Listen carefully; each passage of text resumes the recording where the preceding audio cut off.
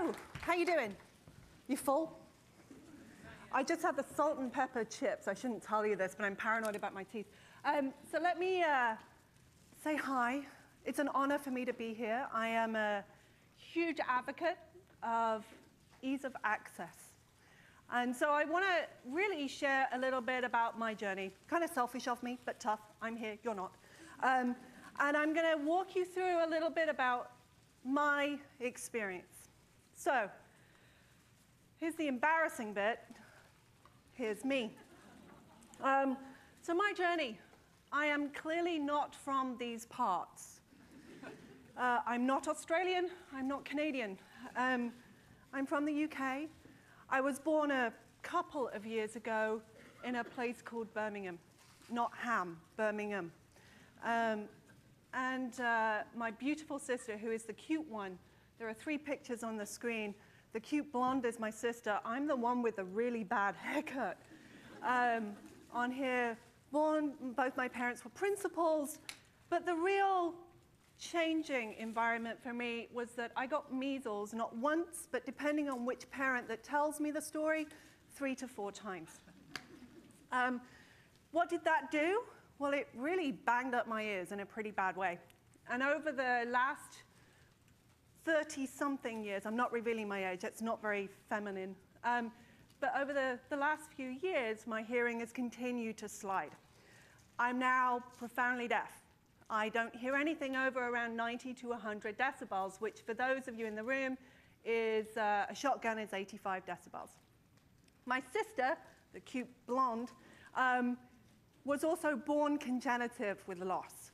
And my dad has the kind of, you know that kind of, I hear dinner but I don't hear dishes kind of loss? He has that. So it was a really noisy house. Really noisy house. But it was also a fun house. And we were brought up to be exactly who we are today, individuals. I wasn't brought up differently. But I do use different things in my daily work today, and I have done for many, many years, that help me to be successful in the workplace. Now, one of those you might have seen quite a bit of in the last couple of weeks. Who's heard of Lydia Callis, the interpreter for Mayor Bloomberg? Is that something that people have seen? And if you haven't seen any of the spoofs, they are hilarious, and I do encourage them.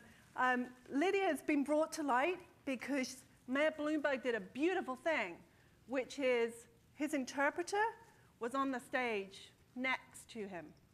It's a wonderful thing. He introduced her. So I'm going to take the opportunity to introduce my interpreter, Belinda, and she's not going to like me for this, who's sitting right here, and she'll wave, but that's about all you'll get from her.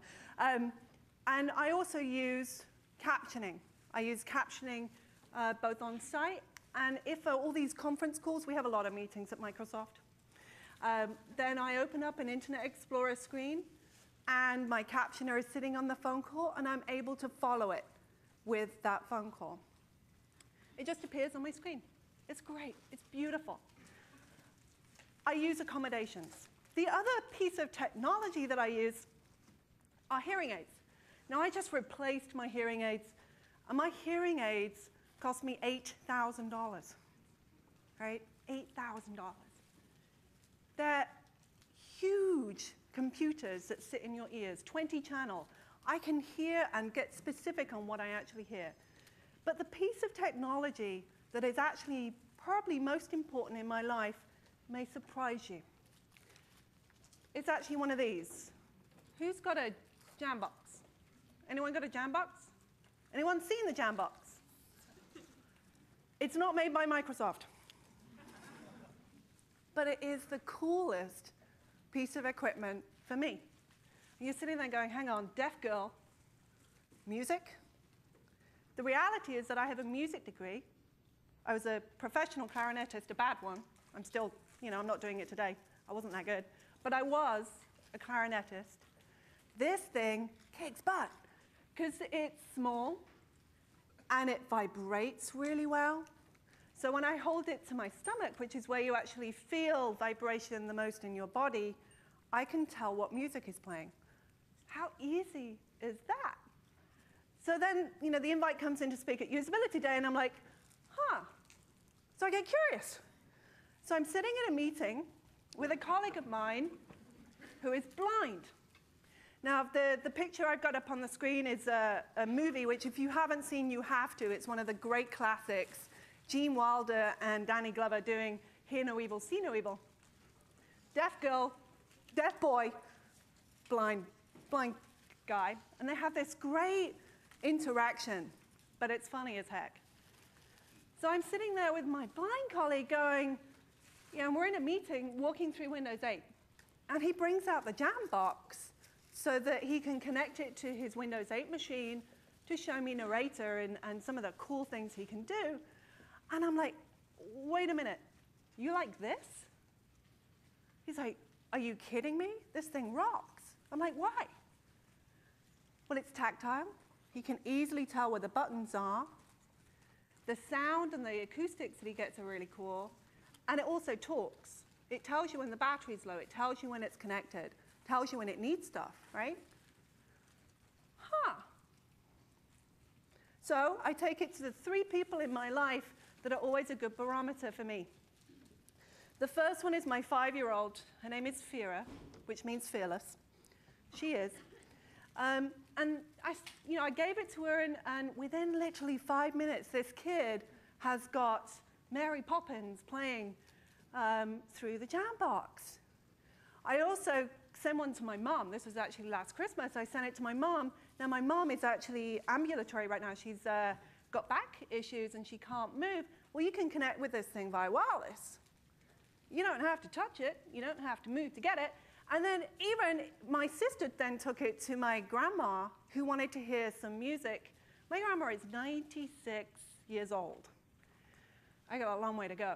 But she's 96, and she could use this.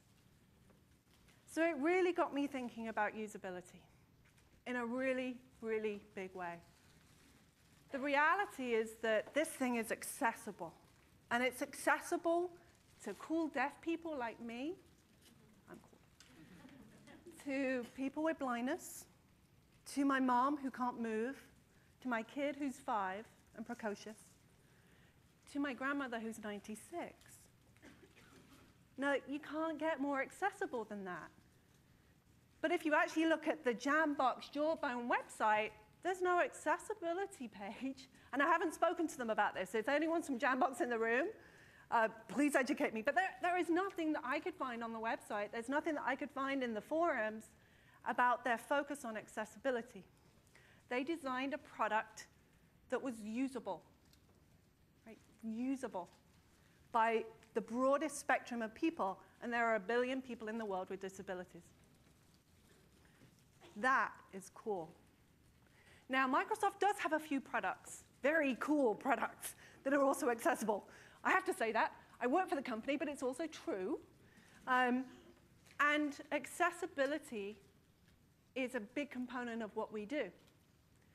But the biggest thing I want to say here is that it's not a tax. It's not something that should be considered as a tax. It's something like this little wee device that can really open up a broad area of innovation, of accessibility to a broad spectrum of people. Right? So what am I doing? I look at customer experience for accessibility. It's a very exciting role. I'm thrilled to be doing what I'm doing, but I also realize that my understanding and my knowledge of that customer experience is limited to me and the people that I work with. And then I go to the Paralympics. Anyone saw it on the TV? Paralympics, they had shockingly bad coverage over here. But when I went home to London to see it, I was also struck by the power of technology and what it can do. And the picture on the slide is of Oscar Pistorius, who is the South African sprinter. And if you didn't hear anything about the Olympics, you may have heard about his blades. Right? But at the Paralympics, you also hear about wheelchairs and those racing wheelchairs that are so cool. You saw just the power of what technology can do. So my job here and my appeal and ask, you're not going to get away with just eating lunch, people, is I want to understand that experience more. So actually, there's a survey that is live on Microsoft.com /enable, E-N-A-B-L-E. And you scroll to the bottom of that, there is a survey. Tell us about your experience with products and technologies, Microsoft products and technologies. If you have any voice, any stories, like mine, if you have any asks, if you have any issues with Microsoft and accessibility and the usability of that, we want to know about it. Help me to make Microsoft products better. Thank you.